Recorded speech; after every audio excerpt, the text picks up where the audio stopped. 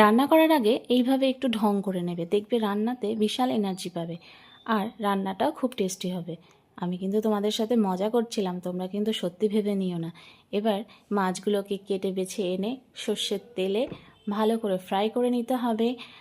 আমাদের জীবনে সুখ দুঃখ, ভালো লাগা, খারাপ লাগা, অভিমান অনেক কিছুই রয়েছে, সব মিশিয়েই কিন্তু আমাদের জীবনটা। ঠিক একই রকমভাবেও আমরা যখন রান্না করব তখন তার উপকরণটা থাকা দরকার ফ্রেশ, বিভিন্ন মশলার পরিমাণ থাকা দরকার ঠিকঠাক, তেল, লবণ, মশলা, ঝাল সব কিছু যদি ঠিকঠাক হয়, আমাদের মশলা যদি ঠিকঠাকভাবে কষানো হয়, তাহলেই কিন্তু রান্নাটা সুস্বাদু হবে, দেখতে কালারফুল হবে এবং খেতেও টেস্টি হবে। আমাদের জীবনটাও তাই, সুখ দুঃখ সব কিছু মিলিয়ে সেটাকে ভারসাম্য রেখে আমরা যদি চলতে পারি, তাহলেই কিন্তু আমাদের জীবনটা হবে সুন্দর। তাই নয় কি বলুন?